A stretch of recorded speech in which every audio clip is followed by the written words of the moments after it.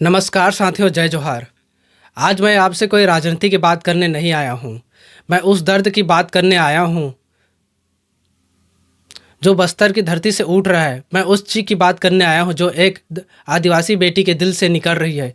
साथियों, एक ऐसी बेटी जो वर्षों तक शासन प्रशासन के दफ्तरों के चक्कर लगाती रही, कभी तहसील, कभी एसडीएम कार्यालय, कभी कलेक्टर कार्यालय। वह बार बार कहती रही, साहब यह ज़मीन मेरे पुरखों की है, यही मेरे पूर्वजों ने जीवन बिताया है, यही हमारी पहचान है, हमें न्याय दीजिए। लेकिन उसे न्याय नहीं मिला। मिला तो सिर्फ इंतज़ार, मिला तो सिर्फ तारीखें, मिला तो सिर्फ अपमान। और आज वही आदिवासी बेटी अपने घर से लगभग 300 किलोमीटर दूर रायपुर की ओर पैदल निकल चुकी है। उसकी आंखों में आंसू है, लेकिन उसके कदमों में आग है। उसके हाथ में कोई हथियार नहीं है, सिर्फ संविधान है, सिर्फ न्याय की उम्मीद है। और उसका एक ही नारा है, प्राण लो या न्याय दो। साथियों, इतिहास गवाह है कि आदिवासी समाज ने अपनी जल, जंगल और ज़मीन की रक्षा के लिए हमेशा संघर्ष किया है। जब अंग्रेज इस देश में आए थे, तब भी सबसे पहले उनके खिलाफ आवाज़ उठाने वाले आदिवासी समाज का बिरसा मुंडा ने उलगुलान का बिगुल फूंका था। उन्होंने अपनी ज़मीन और जंगल और अपने अस्तित्व की रक्षा के लिए लड़ाई लड़ी थी। लेकिन साथियों, दर्द की बात यह है कि आज़ादी कितने वर्षों बाद भी आदिवासी समाज को अपनी ज़मीन बचाने के लिए संघर्ष करना पड़ रहा है। पहले लड़ाई अंग्रेज़ों से थी, आज लड़ाई अन्याय से है। पहले आदिवासी अपने अधिकारों के लिए अंग्रेज़ों के हुकूमत के सामने खड़े थे, आज अपनी ही व्यवस्था से न्याय मांगने के लिए सड़कों पर उतरने को मजबूर हैं। सवाल यह है, आखिर कब तक आदिवासी अपनी पुश्तैनी ज़मीन बचाने के लिए भटकता रहेगा? आखिर कब तक आदिवासी बेटियों को न्याय के लिए सैकड़ों किलोमीटर पैदल चलना पड़ेगा? साथियों, भारत का संविधान आदिवासी समाज को विशेष सुरक्षा देता है। 5वीं अनुसूची आदिवासी क्षेत्रों, आदिवासी ज़मीन और आदिवासी अधिकार की रक्षा के लिए बनाई गई थी। कानून का उद्देश्य साफ है, आदिवासियों की ज़मीन सुरक्षित रहे, क्योंकि ज़मीन सिर्फ मिट्टी नहीं होती। ज़मीन आदिवासी की पहचान है, उसकी संस्कृति होती है और उसकी पहचान होता है। और जब किसी आदिवासी से उसकी ज़मीन छीनी जाती है तो सिर्फ खेत नहीं छीना जाता, उसका अस्तित्व छीन लिया जाता है, उसका सम्मान छीन लिया जाता है, उसकी आने वाली पीढ़ियों का भविष्य छीन लिया जाता है। आज वही हो रहा है।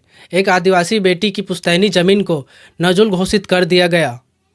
मैं पूछना चाहता हूँ, क्या कुछ कागज़ों के टुकड़े सदियों के इतिहास से बड़े हो गए हैं? क्या कुर्सियों पर बैठे लोग यह भूल गए हैं कि आदिवासी इस देश के मूल निवासी हैं? साथियों, जब गरीब इंसान न्याय मांगता है तो उसे फाइलों में उलझा दिया जाता है। लेकिन याद रखिए, जब अन्याय अपनी सीमा पार करता है तो आंदोलन जन्म लेता है। आज बस्तर से रायपुर तक जो पद यात्रा निकल रही है, वह सिर्फ पैरों की यात्रा नहीं है, वह दर्द की यात्रा है, वह संविधान बचाने की यात्रा है, वह आदिवासी स्वाभिमान की यात्रा है। और इस संघर्ष में भीम आर्मी भारत एकता मिशन के सभी साथी कंधे से कंधा मिलाकर खड़े हैं। भीम आर्मी के प्रदेश अध्यक्ष स्वयं इस पद यात्रा में पैदल चल रहे हैं, धूप में, गर्मी में, सड़क पर, क्योंकि यह सिर्फ एक बेटी की लड़ाई नहीं है, यह पूरे समाज की लड़ाई बन चुकी है। साथियों, मैं सरकार से पूछना चाहता हूं, अगर आदिवासी बेटी को न्याय पाने के लिए 300 किलोमीटर पैदल चलना पड़े तो फिर शासन किस काम का? अगर गरीब की आवाज़ सुनाई नहीं देती तो फिर लोकतंत्र किस काम का? अगर संविधान की 5वीं अनुसूची भी आदिवासी की ज़मीन नहीं बचा पा रहा तो फिर कानून किस काम का? साथियों, यह लड़ाई किसी जाति के खिलाफ नहीं है, यह लड़ाई किसी व्यक्ति के खिलाफ नहीं है, यह लड़ाई अन्याय के खिलाफ है, यह लड़ाई अधिकार की है, यह लड़ाई संविधान की है, यह लड़ाई इंसाफ की है।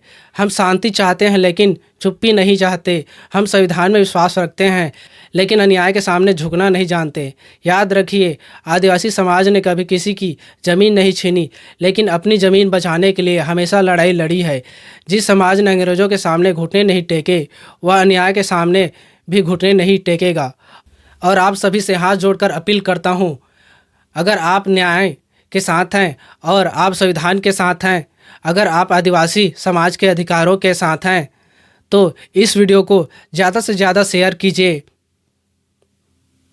हर गांव तक पहुंचाइए, हर शहर तक पहुंचाइए, हर युवा तक पहुंचाइए, क्योंकि हो सकता है आपका एक शेयर उस बस्तर की बेटी को न्याय दिलाने की ताकत बन जाए। उसकी आवाज़ बनिए, उसके संघर्ष का हिस्सा बनिए और उसे अकेला मत छोड़िए। अंत में बस इतना कहना चाहता हूँ, हम भीख नहीं मांग रहे, हम अपना संवैधानिक अधिकार मांग रहे हैं। हम दया नहीं मांग रहे, हम न्याय मांग रहे हैं। और जब तक न्याय नहीं मिलेगा, यह संघर्ष रुकेगा नहीं। आइए हम सब मिलकर आवाज़ बुलंद करें। जय हिंद, जय भारत।